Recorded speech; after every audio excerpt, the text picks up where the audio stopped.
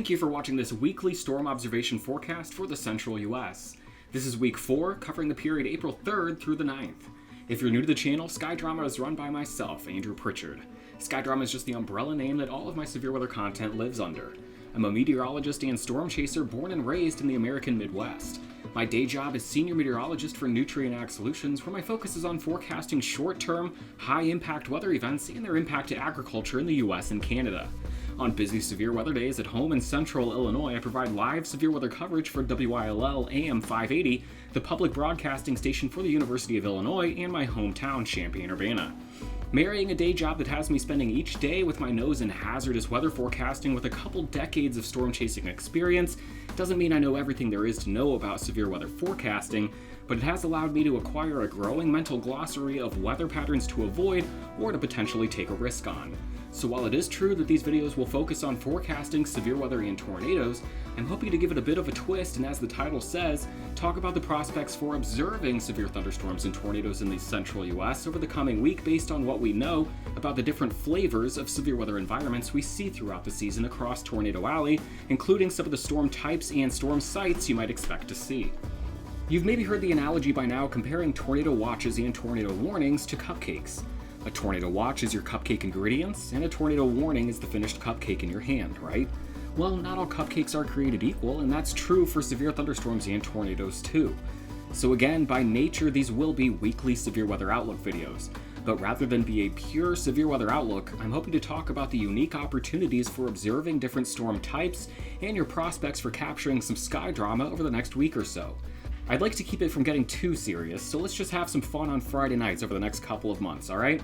New forecasts will be uploaded around 7 p.m. every Friday night through the middle of June.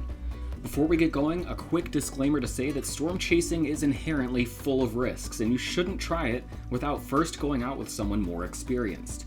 Being in the physical path of damaging weather, including tornadoes, requires a bit of a sixth sense about storm behavior that doesn't come naturally to anyone. Anyone who goes out looking for storms based on anything in this video is doing so under their own volition. Cool? Finally, while my work for Nutrient does center on forecasting hazardous weather, this is just something fun I want to do on the side and is not directly related to my work there. Alright, boring part done, let's talk weather. We're sticking with the pale ales here today. This is by definition a Chicago pale ale. Today we're drinking Revolution Brewing's Fist City. This is just another great warm season sipper. I know I'm heavy on the pale ales right now, but just I can't help it once we get to turning the calendar from winter into spring and summer. The sun is out, it's cold outside, but I don't care. We're still playing barefoot basketball and sipping on IPAs here. That's as far as I'm concerned, but let's go ahead and jump in, and we're going to jump in first by taking a look again at last week's outlook. And this was advertised to be a pretty slow week, and I'm just realizing I opened up this can and didn't take a sip, so give me a sec. Alright, feeling better. So the first outlook here, or the first day that we were looking at, was Saturday, March 27th, and this is one that I got to participate in. This was my first chase. We can go ahead and see how we did with the severe weather reports on that day. And again, I mentioned the area to the south. I outlooked this part of Illinois and Missouri, parts of the Mid-South here. I got northeast Arkansas, western Kentucky, and Tennessee there. And really the threat, we could call it a bust on my outlook on the southern part, because I really was only thinking, part of the Delta there. But we'll jump back to the reports, and we did have the nocturnal tornado threat. That was the reason I didn't opt for chasing down in that region. Was I was pretty certain we would have some supercells, we would have some tornadoes, but it looked like much of that would be after sunset, kind of between 7 p.m. and 10 p.m. And indeed, that is what ended up happening. I know several storm chasers, some friends of mine, Adam Lucio, was down there and getting a wonderful shot of a nocturnal stovepipe, just a menacing tornado hiding out there in the flashing lightning. So he had a great view, was very safe, was able to observe a significant tornado down there. Meanwhile, I played the southwest Illinois outlook area, and this was as advertised. It was a cool environment for high visibility in the Midwest. We had just had a cold front go through, so marginal moisture was going to be one of the limiting factors here. But the low relative humidity in the environment gave us some great viewing conditions. So this supercell that I'm approaching here is still, 20 miles, 20, 30 miles off the horizon there. You're getting a good view of the updraft base in the distance, some of the features, the mid-level banding there. And then as the base came into view, we had a nice view of this ragged wall cloud as it approached me from the west. So great visibility, wonderful first chase of the year. No real tornado threat with this. Again, marginal moisture. We had good steep lapse rates. We had good deep layer shear, but the photographs were a bit straight. So you end up with an environment that is probably going to produce supercells, but you're going to probably end up with splitting supercells. Your tornado threat is going to be pretty low.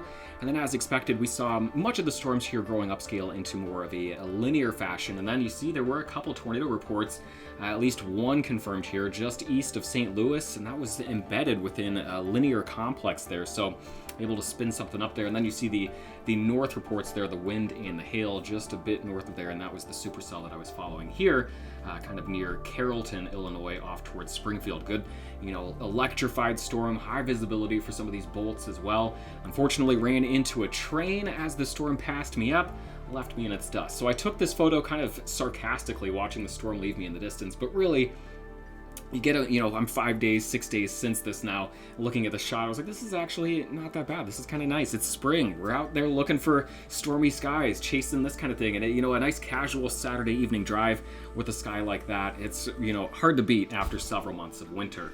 If you want to see the full story from the Saturday chase, I do have a vlog up there. It's called Outrun. It's the supercell in southwest Illinois. It's about 25 minutes covering my experience from leaving the house, intercepting the storm, and then driving on home at the end of the day.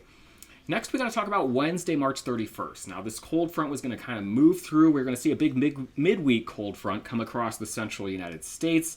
And as it kind of settled into the southeast, we had a little bit of a, kind of a marginal environment there for a couple of strong storms. I didn't really advertise that as a great chase day.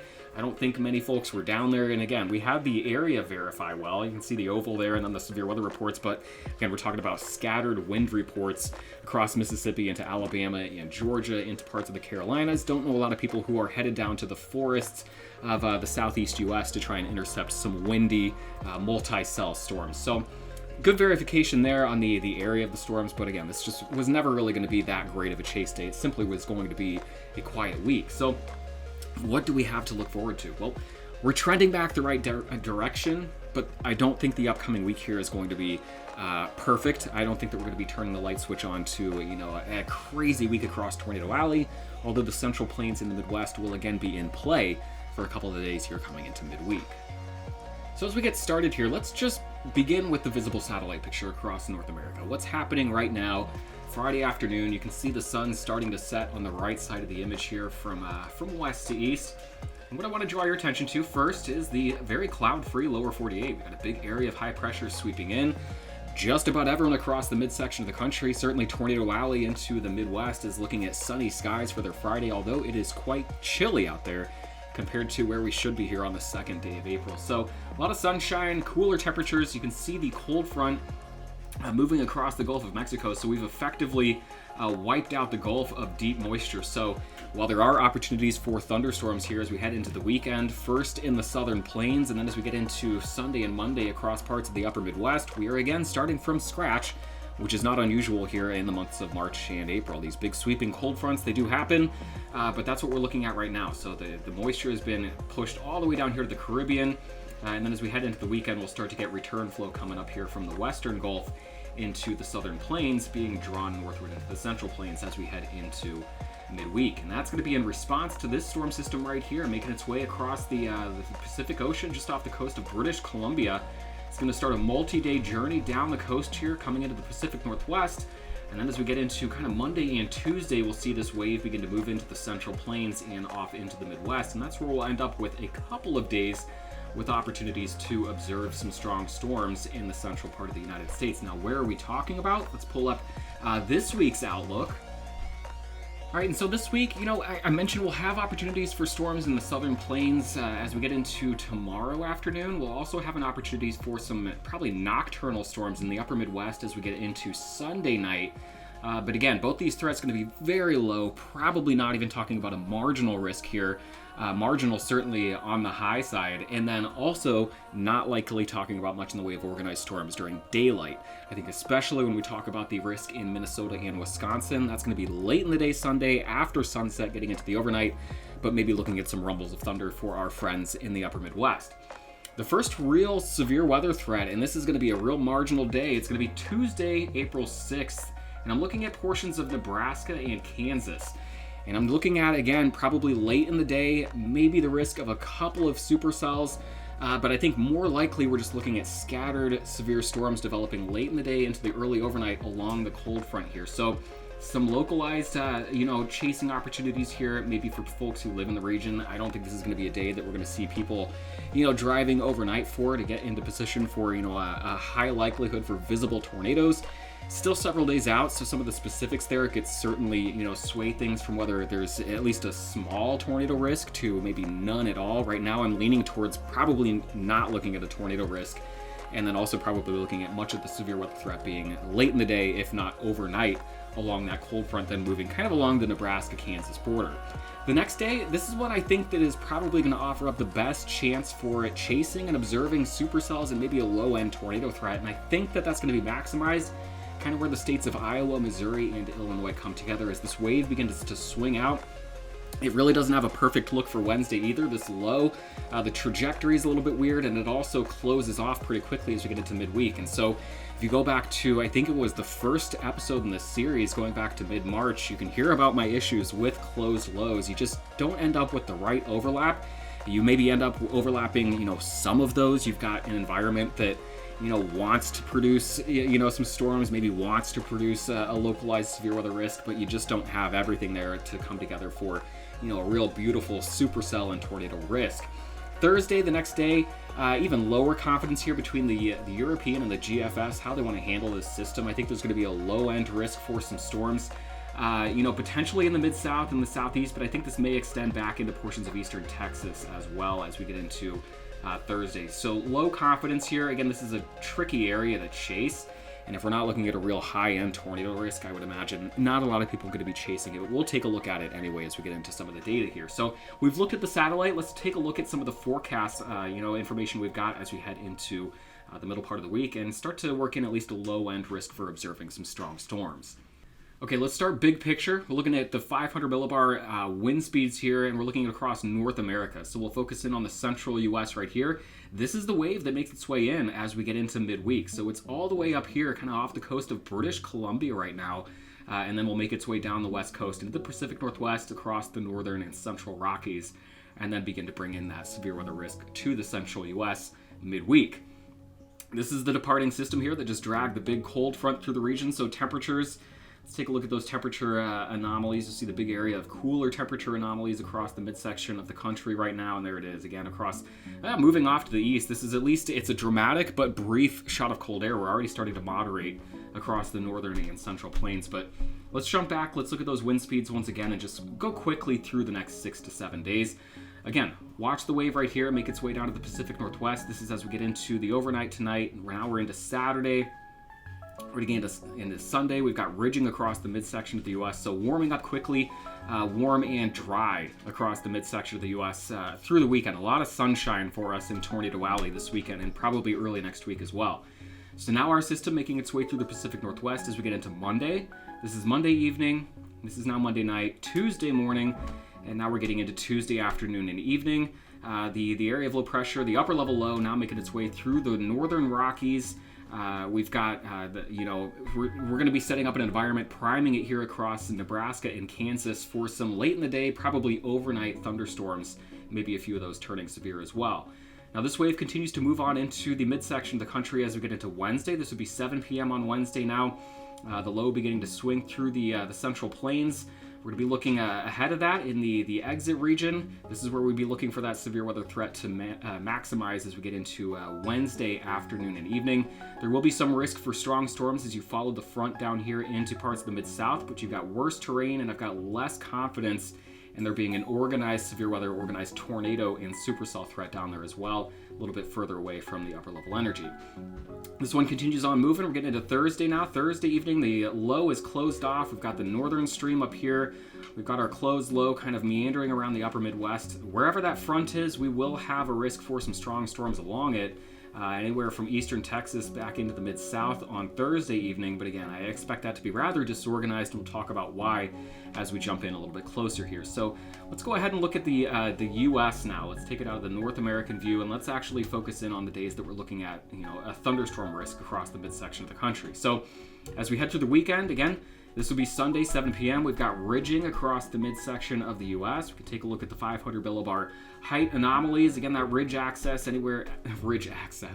Ridge axis goes from the southern plains generally up into Manitoba. So warm and dry as we head through the weekend into early next week. You can see the next wave coming in from the Pacific Northwest. As we get into Sunday, now Monday, you see it swinging into the Rockies. And then this is the picture as we get into Wednesday. All right, so we're looking at precipitable water. This is a product, again, that I like to look at to just broadly look at moisture return across North America. So as we get started on Friday, again, here's our front, the big cold front, all the way from New England, from Maine, all the way down to the tip of Florida, down to the southern Gulf. So we see that the Gulf has been cleared like a squeegee of that deep moisture, but look what's happening across the western Gulf. As this high begins to swing off to the east, we'll have return flow. Remember, we get clockwise flow around that high. So as it pivots off to the east, we're going to start to get southerly flow on the backside. That's going to start drawing moisture back northward into the central plains. But it's going to be a slow process. We're going through Saturday here, getting into Sunday. Let's just drag the slider a little bit quicker here. Hopefully it'll keep up. We're into midday Sunday, getting into Sunday evening now. Now we're into Monday morning, sun coming up on Monday morning, getting into Monday evening, now Monday night, and now into Tuesday. So you've seen the several day process. We'll watch it quickly here. Again, cold front swings through, the high slides off to the east. We'll finally get that low level jet responding a little bit quicker as we get the wave to start to eject across the northern and central Rockies. And then once we get that wave to begin swinging out, we'll really amplify the moisture return here as we get into Tuesday. So Tuesday's the first day. We've got a real marginal setup. We'll zoom in now on the United States, and then I'm going to flip it over and we're going to look at the lightning product from the Euro here, because I'm going to take this back to Monday. We're going to show you that risk for some storms kind of, with the warm air advection regime. This is not likely to be organized, supercell thunderstorms, but hey, it's nice to hear some thunder, get some rain. It's been very dry on the northern plains and in the upper Midwest, so this is beneficial. And then here you see the after dark flare up. So as we go from sunset to midnight, you see those thunderstorms flare up anywhere from the upper Midwest into portions of the central plains. All right, so let's look at Tuesday. We're looking at 500 millibar wind speeds and heights across the U.S. This is now sunrise on Tuesday approximately. This would be mid-morning, midday, mid-afternoon, and now we're looking at sunset. So this would be go time for any storm observers out there in Nebraska and Kansas. Let's take a look at what we've got then. Let's look at dew points. We'll bring up the dew point charts here. The dry line should be firming up right here, and it is, but we've still got marginal moisture. We're still looking at a slow go of it as far as returning moisture in any sort of deep fashion to the central U.S. on the backside of that cold front. So we'll start to modify it here. This is Sunday. We're bringing the dew points back into Sunday night. You can see the flow coming off the Gulf with the front now sagging in across the northern plains. And then we see our wave come in here and just right on that temperature gradient there across the Midwest. So here's your dry line. It starts to firm up. We get into the mid-evening, and then this would be go time here as we get to 7 p.m. We'll look at the instability with this. We're looking at Cape. We got some. You can see some down the dry line, but we are capped right here. And the reason for that, we'll jump down and look at upper air temperatures. Here's 700 millibar, and we'll bring it back to kind of mid-afternoon. You can really see it here. Our thermal ridge here is just located right smack through your target area on the dry line. So very warm temperatures at 700 millibar. Let's see what that does to your soundings. Let's bring it to Tuesday afternoon and Tuesday evening. We're looking at, surface Cape. I'll pick something here. You might see just the instability and these strong southeasterly, surface winds. You got the wave coming in. You got your dry line. Why isn't this going to be going crazy? Well, you can see from the mask on there that it's capped, but let's take a look at an actual sounding. You'll see the issue with those warm temperatures at 700 millibar. You get a cap that's just not going to break in any sort of significant fashion. And so a hodograph that's maybe okay, it's a little bit small, you don't have that much in the way of deep layer shear because the wave is still mostly off to the west across the Rockies. So you end up with an environment that is lacking in deep moisture. You've got dews here that are in the mid 50s, and that's not even all that deep before you get some drier air. And then you've got capping at 700 millibars.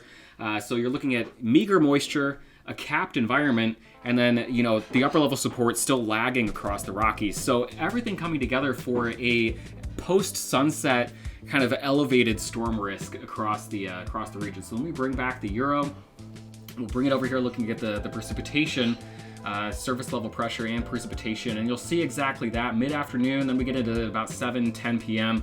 We'll start to see those storms forming along the cold front. So let's look at the temperatures here. You can see that is indeed not firing along the dry line. This is firing on the cold front, probably near and after dark. So what we're left here along the Kansas-Nebraska border, I think if you want to get out and see a storm, you got a pretty good chance for doing that. I don't think we're looking at, robust supercells with a tornado threat. We're probably, still looking at maybe a marginal risk day here. I think there will be a risk for severe. And if you live nearby, you just want to get out. It's been a long winter. See a storm at sunset. Maybe it's a good opportunity to see a nice laminar shelf cloud here in the twilight as storms begin to go up. And they will go up. We'll have this, low-level jet just cranking as we get past sunset. So 7 p.m. and then watch what happens. We get to 10 p.m. Boom.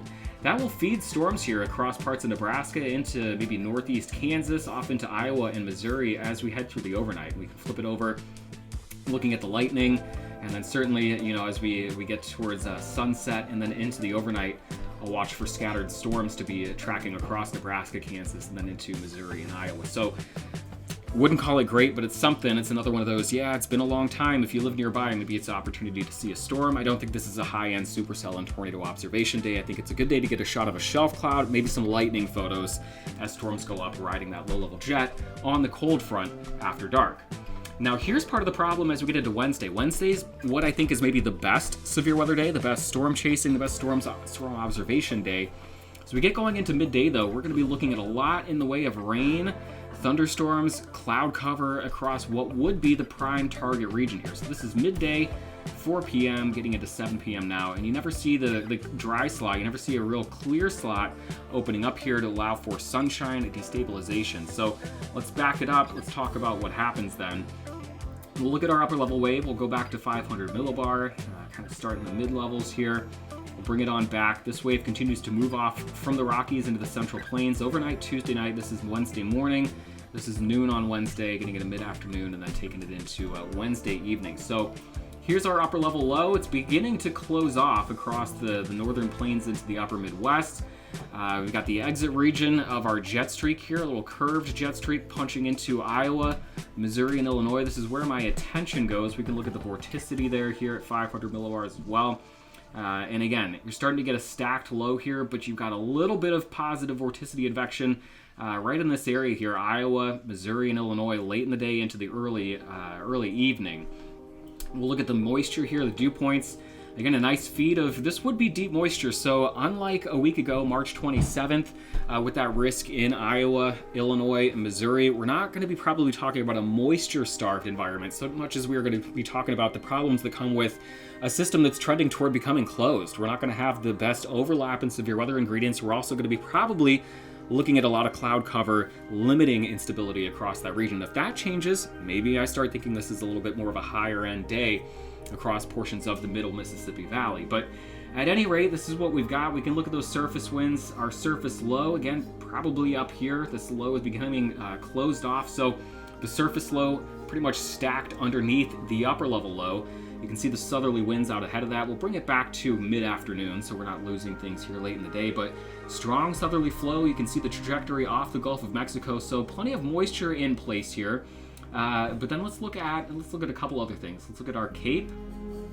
And again, you can see it's not off the charts, but there is some there. This is midday, and this would be the evening. There will likely be a risk for strong storms further to the south down here, but you don't quite have the upper level support, you also don't have really the favorable wind fields for organized supercells and storms, combined with iffy terrain across this region. So that's why I'm focusing on the more chaseable area, and also where I think that if there's going to be a real daytime supercell and tornado threat, that it would probably be in this area. So a couple other things that we can look at here. Temperatures, and something kind of interesting here, the cold front really washes out from Tuesday into Wednesday. So we're really looking at more of an upper level front. I'll show you the temperatures at 700 millibar.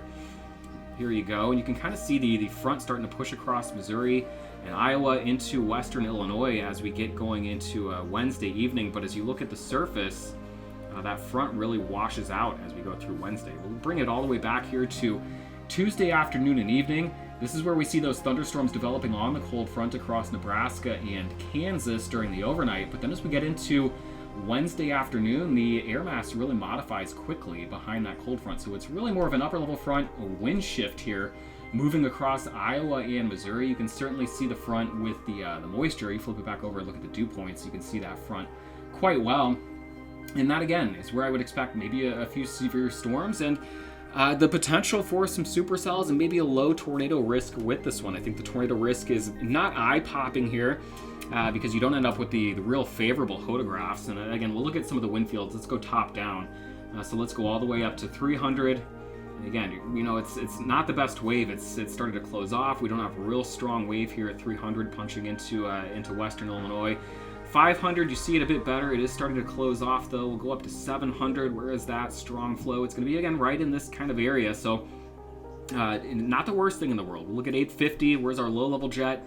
Again, you can see it coming out of the southwest across portions of eastern Missouri into Illinois on into eastern Iowa. We'll step back to mid-afternoon. It's starting to develop here across Missouri and western Illinois, and then really overspreads Illinois as we get into the evening. And then this would be about 10 p.m. So we'll jump back. We'll look at the lightning, forecast here every 6 hours, and you can see again as we go through Wednesday morning, lots in the way of thunderstorm activity, showers and storms across Iowa and Missouri, kind of contaminating the warm sector. And that becomes more widespread as we head into the afternoon and into the evening. And again, you can see all the thunderstorm activity being forecast down into the Delta here, parts of Arkansas, western Kentucky, western Tennessee, northern Alabama. There will be a thunderstorm risk down there. There will be probably a severe weather risk, but not something that's going to be a high-end storm observation day. That's why I'm focused on this region here. This is one that has my attention, maybe a chase day for me here, heading from, where I live in east central Illinois off toward the potential target area. This is 5 days out. I'm not picking a target yet, but it's got my attention. And as we flip it over, we'll look at some of the similarities here. Let me bring it back to upper level winds. We'll look at the differences between the GFS and the Euro. They're not all that significant. Again, maybe a little bit further south, the GFS a little bit more closed off with that upper level low here. And so that makes it a little bit even, further unfavorable as far as getting that overlap in your severe weather ingredients. And what I mean by that, we'll look at the instability here at, let's take it back to 7 p.m. on Wednesday. You got the right shape here. I love that. You can see kind of the warm front. You got your cold front, the surface low back here. This would be where I would be looking for, supercells and tornadoes if I just looked at this plot. Let's take a look at the surface winds, and you can see the flow coming up here out of the south right there. That checks out. We'll look, though, at our low-level jet. Let's go to 850 millibar. We want that strongest low-level jet to be right here, and it's displaced well out to the east. So, lacking our low-level jet here, let's go, up one more level, 700. Much of the upper level energy here, or the mid level here at 700, displaced from what would be ideal right across this region. And then we'll look at those 925 millibar winds as well. And same thing. You don't get the real good overlap. And so if I were to pick a hodograph in this region, let me see if I can pull up the GFS. Let's take it to Wednesday. We'll pick it right here. A little bit uncapped. We've got some instability. We got southerly flow. We got a wave coming in, but this photograph is just going to be laughable at this point because you don't have the upper level low, and it's also out of sorts because you've got things are out of phase. You got your stacked low. You don't have the low-level jet lining up with your most unstable part of the warm sector. You don't have the upper-level support. You don't have the cold upper-level temperatures spreading over that warm sector. It's just, you get all of the ingredients there, but they're all in kind of different places. You don't get the overlap there. So you end up with a marginally, good environment, but you're really lacking some key features. And, most notably here, you're lacking that low-level jet to get any sort of curved photograph. And you're also kind of lacking the really, your EML and then the really good cold upper level temperatures to kind of enhance your instability as well. So while the thermals are maybe, you're really lacking, here, your low level cape is, not much. Your low level lapse rate's pretty putrid. That can be attributed to all the cloud cover and precipitation from the overnight storms. So just problems, stacking up. Morning convection, limiting my low level lapse rates. Close low, doing wonky things with my soundings here. It makes you kind of question it. It makes you say, I'm going to watch this day, but I'm not really sold on a real big supercell and tornado threat unless we see, some sort of change here in this low, maybe not closing down quite so quickly. So I feel like I'm getting on kind of a, just rambling around. I'm looking for, there's my tab here for a weather bell. The euro, again, a little bit better, a little more favorable with the overlap there. We can do the same thing. Let's bring it back to Cape at 7 p.m. on Wednesday. So I'd be kind of watching this area here. Marginal instability, a lot of this, again, because, cloud cover, precipitation, thunder, likely ongoing for much of the day. Not going to be looking at a really beautiful, pristine, warm sector, more than likely. You can see that here with another product that we're actually running within internally here in Nutrient from the euro. And let me go ahead and pull that up. It's a kind of a cloud cover forecast from the euro. We'll go quickly through the weekend. Again, a lot of sunshine across the midsection of the country, high pressure in place. Let's bring it into Wednesday though. You get those storms going up with the Central Plains. We'll head into, this is 7 a.m. Wednesday. Remember your target area right here, Iowa, Missouri, Illinois, heading into 1 p.m. Tons of cloud cover. It never breaks. You just, you're probably going to, force some storms there. Just dynamically along that front as we get into the later part of the day, maybe see a resurgence or an expansion in coverage there. But at this point, not looking like we're going to have, what we would want, a dry slot like this punching into the target area kind of in midday, right around the lunch hour. Does not look like that's going to happen, among other issues with Wednesday. So let's quickly look at Thursday then. What happens as we continue going through this forecast? Again, Wednesday, we'll call it, this area between where the borders of Iowa, Missouri, and Illinois come together. We'll call it a day that I'm watching. We'll call it a day with tons of problems, but we'll also call it a day that does have some supercell and tornado possibility here. But we'll, need to sort out some of these issues as we get a bit closer. Certainly a day to watch if you're local, though. As we head deeper into Thursday, though, the front continues, the low winds down, the low continues to close. We get our cold front, likely to be spread anywhere from the Ohio River Valley back into the south. And again, this is where I think that will be a risk on Thursday for scattered severe storms, but not really seeing any kind of focus for a significant severe weather day. I know that we've been talking about a lot of high-end days across the southeast. I don't think this is one of them. I think it's, it's the region we've been talking about a lot, but this really looks like a pretty low-end risk for severe storms, pretty low-end risk for organized supercells and tornadoes, again, because we're talking about a closed low that's just spinning down across the midsection of the country. Again, beneath a big ridge, here's our closed low. We've got some flow from the subtropical jet. We've got a bit of a ridge here south of the Baja, so we've still got some support coming in across the southeast, across maybe eastern Texas, wherever this front is. It's just 6 days out there. We're getting really, and I'll show you the differences here between the Euro and the GFS and just show you why I really don't know about Thursday. Here you go, Thursday from the Euro that came out this morning. Real ripe, quite unstable, still got strong westerly flow. You got your closed low up here. You've got the subtropical jet, that flow coming over that ridge. So you've got some upper level flow there. That makes me think, yeah, probably some storms firing that area. Certainly we look at the lightning forecast from the Euro and it's breaking out, widespread storms from Arkansas back into East Texas late in the day Thursday. So you start thinking, well, that looks pretty cool, but then let's look at what the GFS has and see if there's literally any agreement, and not really. It's maybe not as different as it was in my head a second ago, but really we're talking about East Texas and we are in Arkansas, and then instead on the GFS we're talking about Louisiana, maybe up into Mississippi and Alabama, maybe some instability all the way up to the Ohio River. But some of the bigger differences may be found with the 500 millibar low. So here's the difference there. This would make me think a severe weather risk across the Mid-South down into Alabama. If we jump back and look at the European model, that's where very different. We don't have quite the concentrated flow, the southwest flow that's kind of screaming in here from the GFS. The GFS, that's favorable right in this region for maybe a supercell and tornado threat. If I look at the European though, and I'm just seeing, pretty good flow out of the west, westerly flow, 40 to 50 knots, some instability here, probably gonna kick off some scattered severe storms. So anywhere from East Texas up to the Ohio River Valley, I think is a severe weather risk on Thursday. But boy, I've got some question marks for how organized it is, how favorable it is for storm chasing. So we'll just broadly leave it at that. A risk for severe storms across a huge region on Thursday, but the huge region I don't think equates to a huge risk. I think we're looking at a risk over the southeast, which has been hit hard. I don't think we're looking at a moderate or high risk day. I just don't know exactly where what probably ends up being a slight risk ends up being placed anywhere from East Texas all the way to the Ohio River Valley.